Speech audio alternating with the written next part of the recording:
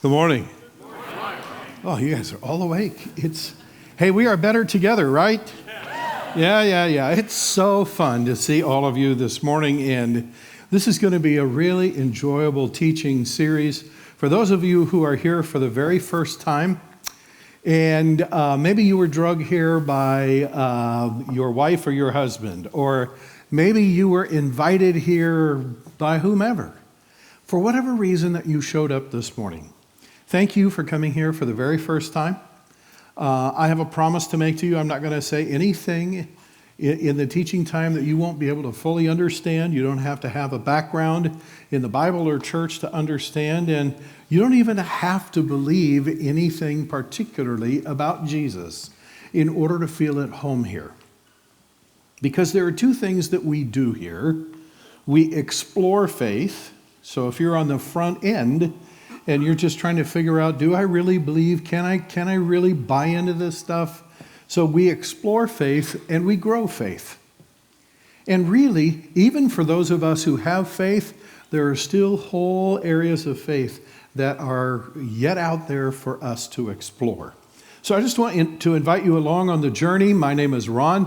I'm on the teaching staff here at New Life, and for the next 30 minutes or so, I'm going to do something that will help us explore and grow our faith. And before we jump into that, I want to say a couple things. First of all, no one in the world can grow your faith but you. One of the wonderful and sacred privileges that God gives to every single person is the opportunity and the ability to grow your faith. And as I just said, that's yours. I can't take it from you. I can't do it for you. It's yours to grow or build. And if you have a thriving and flourishing faith, it will be because you nurtured it well. And if your faith is just hanging on by a thread, well, faith is like any other living thing. If it's not fed regularly, it can't thrive. So what does that make the church? Well, it makes the church sort of like, if you think of your faith as a seed, and Jesus actually talked about that faith was like a seed. If you think of your faith as a seed, and you think of your heart as the soil that seed can grow in, then the church becomes like a super warehouse store where you can go and get fertilizer, and you can get hose and rakes and shovels and water and all that kind of stuff that you're going to need in order for the seed of faith to grow in your life. And so this morning, we're going to give you some tools, some resources that can help you grow your faith in this teaching series called Fully Alive. So today we're going to look at the concept that Jesus said, I am the gate. What would he mean by that? So this is actually in the middle of what Jesus was saying, and so I've excerpted it out, because if you grew up in church, then I know you've heard this verse probably 100 times. If you didn't grow up in church, it's not too difficult to grasp. He said, I have come that they, that is people, may have life and have it to the full. So I would like for you to personalize that for yourself. So I'm going to read it in sort of a personalized version. I have come that you may have life and have it to the full. Those are the words of Jesus. Now there's an interesting thing that goes on in the field of communications, and we're going to be offering a small group course shortly called I Said This, You Heard That. Does that ever happen in your home? All the time. Happens at work all the time, right? I think this might even happen to me, myself, in my self-talk sometimes. I'm not sure what I'm saying. Because Jesus said, I have come that they may have life and have it to the full. And yet, just based on my own experience, this is how I have heard that sometimes. Jesus was saying to me, I have come so that you, Ron, could get life right. Now, there are things in the context of my life at the time that caused me to hear Jesus saying that, even though that's not what he actually said. And at other times, I hear it like this: I have come to show you the right things to do so that life will go well for you. And it's very easy for church to become the sort of self-help context, but it's a religious self-help context, and it's a Jesus self-help context. So you come, and we'll go through the commandments of Jesus, and we'll teach you all the right things to do, and if you do all the right things often enough, life will go well for you. Can I tell you? That's not what Jesus said. That is in no way what Jesus meant. He said, I have come that you could have life and have it to the full. He did not say, I have come to show you the right things to do so that life will go well for you. So let's go back and look at what Jesus said, and let's learn some things out of it. Jesus said, I have come that you may have life and have it to the full. He wanted us to know a couple things. First of all, it's possible for us to go through life as the walking dead. Do you realize what an absurd statement that is that Jesus made? I have come that you may have life. And he's saying that to people with a pulse, who are breathing and perfectly mobile. And he's saying, I have come that you could have life. Because Jesus knew that you could have all the vital signs of life and yet be dead on the inside. And just know there has to be more to life than a heartbeat and air in my lungs and food in my belly. Have you ever felt like that? Everybody does. There's got to be more to it than this. Now, the second thing that he wanted us to know, I think, is more for those of us who are already Christ followers and we already have some level of faith in our life. He wants us to know it's possible for us to go through life only partially alive. Just sort of limping along. By the way, do you realize if you're partially alive, that's better than not alive at all, correct? But do you realize if you're partially alive, you're also partially dead? That doesn't sound as good, does it? Yeah. And Jesus is offering very clearly, hey, I came so that neither one of those would have to be true in your life. Now that begs a question, and the question is this: so what is this fullness of life that Jesus is talking about? What does it mean to be fully alive? Well, if you just looked at my life, I'll lay it out here for you. My actions sometimes indicate, and maybe you can relate to these, that having a full life is the same as having fullness of life. In other words, the more things I cram in here, man, somewhere in here, I'm going to be full and it's going to feel good. Yeah, right. No. Yes, that's the truth. There's a big difference between just cramming things into our life. And if you're like me, oftentimes you feel like I'm not the one doing the cramming. It's my job. I'm married to it. I'm raising them. Right?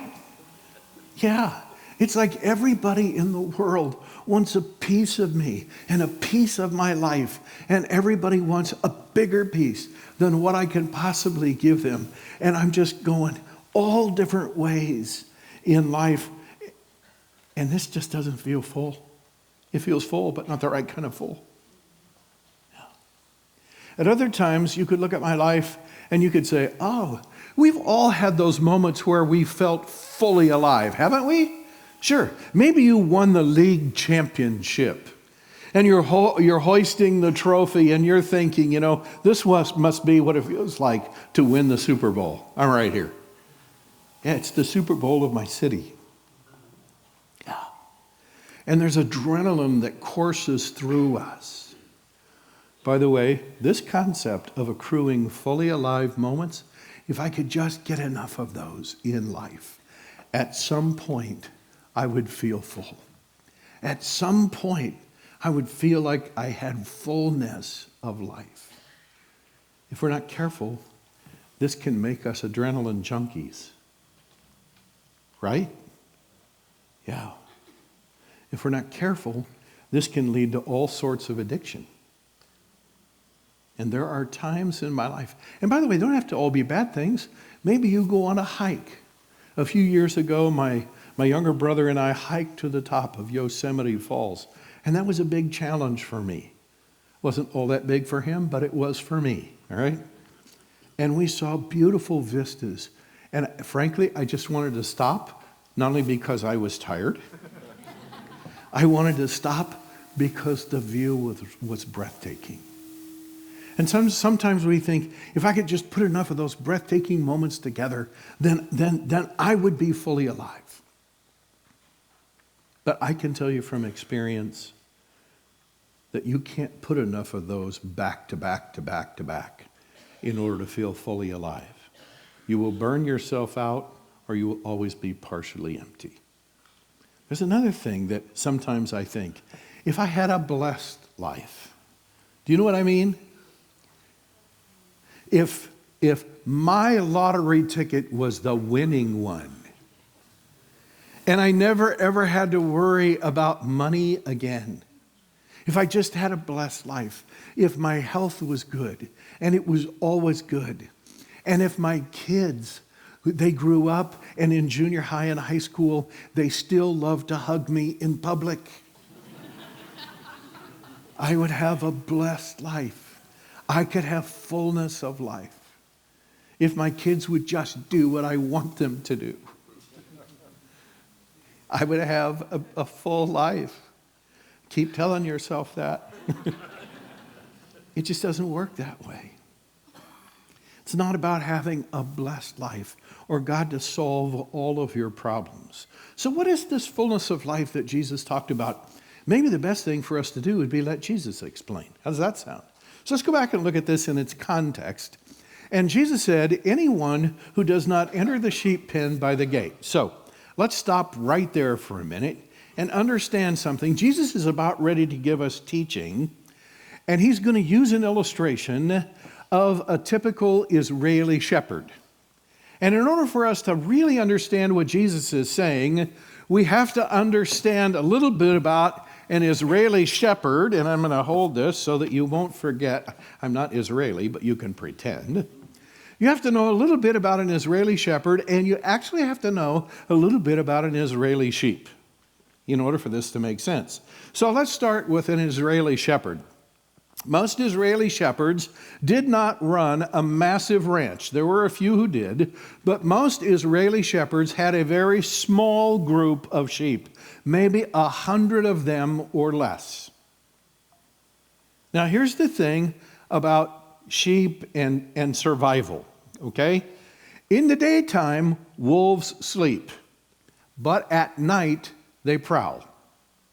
And the problem is, the shepherd would love to go home and be with his family at night. So what they did is they rented space in a local sheep pen. And it wasn't high-tech space. They didn't have their own little cubicles with their own sheep. There was just a large penned-in area that a whole number of shepherds would rent space in based upon how many sheep you had. And the guy that owned the pen would open the door at the end of the afternoon, and your sheep would all go into the pen, and the guy would close the gate, and the guy worked all night. That was his job. He ran the sheep pen. He's the gatekeeper. And so you have in this thing at night, you have all these sheep from all these different shepherds.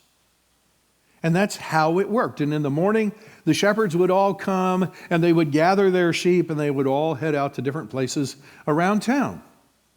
Now, here's the thing about a sheep.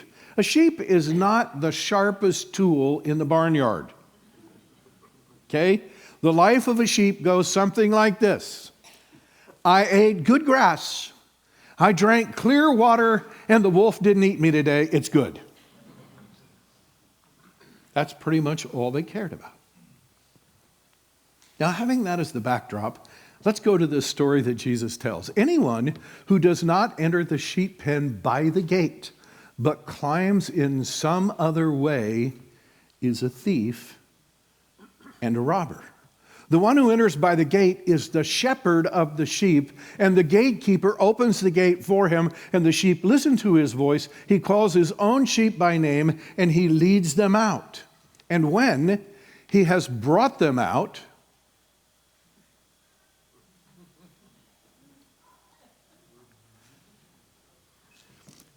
there we go. When he has brought out all of his own, notice they're his, he goes on ahead of them, and his sheep follow him because they know his voice. But they will never follow a stranger. In fact, they will run away from him because they do not recognize a stranger's voice. Now, this is a wonderful picture that Jesus is getting ready to say, I have come that you may have life and have it to the full. And he's saying, if you want to understand what that means, you have to understand that I'm the good shepherd. And I'm not going to drive you to fullness of life. I'm going to walk out ahead of you. And you have the choice to follow and to stay with me. But you also have the choice to wander off. Now, Jesus says a couple of things that would really help us with that. He said, my sheep know my voice, right? Yeah. And one of the things that you learn as you grow your faith is the more that you grow your faith, and oh, by the way, growing your faith, it's not about what you know about faith. It's how you grow your faith that determines whether you thrive. The world is filled with people who know about faith, but it's those who grow that actually thrive. And Jesus is saying, if you want to grow your faith, okay, then recognize my voice, hear my voice. And when I come to the sheep pen and you hear my voice, respond to it and follow me. But if you think I'm a stranger and you treat me like a stranger, you will what? You will never follow me. Yeah, that's an interesting choice we have. Now, as he tells this, he's telling this to a specific group of people. They're called Pharisees. Now, the Pharisees are an interesting group of people because they are the most pious and religious people of the whole Israelite nation at the time that Jesus was living. And they thought that the path or the way to fullness of life was a path that you could follow marked by a whole list of commandments. And actually, they had identified 623 of them. And so their thing was, if you could keep all 623, you would have fullness of life. So every day you would get up and try to check the list. Would you like to have a daily checklist of 623 items? Yeah, I think that's a recipe for failure. Yeah. And that's where they were. And notice the next thing that Jesus says is this. Jesus used this figure of speech, but the Pharisees did not understand what he was telling them. Because you know something? I said this, you heard that. When I say something that's so far away from what you're looking for, you will more than likely dismiss it. Yeah. If you have a pet dog and your pet dog is missing, and you ask me to help you find your pet dog, and you say, I have found him, he's up in the top of that tree. Are you likely to look? Probably not. Because that doesn't seem reasonable. And Jesus is saying, I have come that you might have life, and the life is not found in keeping a list of commands.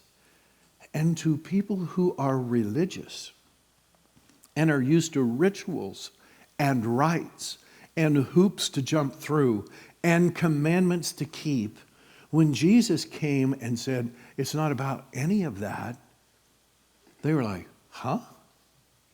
They just couldn't get it. So Jesus goes ahead to explain. Look what he says. They thought that fullness of life was found in a path marked by all these commandments. And Jesus says, very truly I say to you, I am the gate. Don't look for the path. Look for the gate and the shepherd. Because the shepherd is actually not going to lead you down a path. The shepherd is going to lead you to a field that's wide open.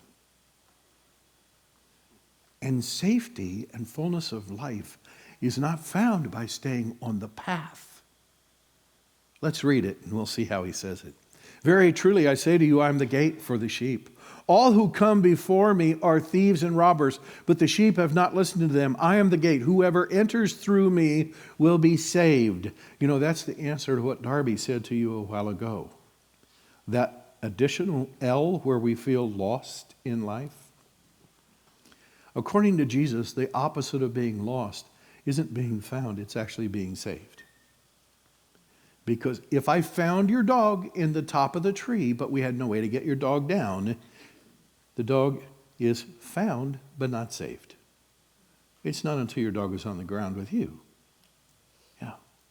So he goes. He says, we'll be saved. And then he says, they will come in and go out and find what? Pasture, wide open, beautiful spaces. The thief comes only to steal and kill and destroy. I have come that they may have life and have it to the full. You see, the Pharisees thought that the key to fullness of life was a path you had to stay on. And Jesus said the key to the fullness of life is a person. And when you are next to the person, and that person is Jesus, you get to experience fullness of life, because there is a direct connection between the presence of Jesus in our life and experiencing fullness of life. Which brings up a very interesting question. How does that work? How could the presence of Jesus in my life actually produce fullness of life in me? And one of the best ways to understand that is to go to the writings of one of Jesus' closest followers, a guy who originally wanted nothing to do with him, but after a personal encounter with Jesus, it revolutionized his life. And based out of what Jesus taught him, and based out of his own experience of responding to the voice of Jesus, he wrote these words. He said, when the Spirit of Jesus directs our lives. And I put in brackets, when the Spirit of Jesus is our shepherd. To take us back to this word picture, he produces this kind of fruit in us. And can I just stop right there and say, he doesn't demand that you produce this kind of fruit in your life. What does it say? Sometimes that's what we hear. He said that, we heard this. When the Spirit of Jesus directs our lives, he produces in us this kind of fruit. And what follows is a beautiful and wonderful description of fullness of life, regardless of the circumstances that you might find yourself in this life. And here it is. Love, joy. Imagine with me just for a minute that your life was full of love. So full of love, there wasn't room for another ounce of love in your life. It literally was bubbling over. And imagine that your life was full of joy. I mean, just full of joy. Bubbling over. And then peace. Regardless of what's happening in your life, you have this internal peace that can't be shaken. And then patience. Yeah, I'm guessing if you don't have love, joy, and peace first, you might not have patience. What do you think? Yeah. Patience and kindness and goodness and faithfulness and gentleness and self-control. This follower of Jesus that we know as Paul experienced this in the middle of a prison sentence, where he was unjustly thrown into prison simply because he was a follower of Jesus. And yet, He had learned in those circumstances that as long as the shepherd, his shepherd, was leading him, and he was hearing the voice of his shepherd, the spirit of his shepherd was producing in him this fullness of life. So I want to leave us with some questions today. And we're going to press into these more over the next couple of weeks. But I just want to leave you and leave me with some thought questions for us to just sort of ruminate on and sort of soak in. And here they are. These are things that I think Jesus would say. What if being fully alive isn't about what we experience, but is about who we are? And what if being fully alive isn't about what we do? It isn't about what we know. It isn't about what we own. It isn't about where we go. It isn't about our house or our car or the titles behind our name or our place at work. What if it isn't about what we do or know or own or where we go, but about what goes on in our heart? What if that's what produces fullness of life? And what if fullness of life isn't about the quantity of our events and how many things we can go to and take in and see and concerts we can go to? And those are all good and wonderful things.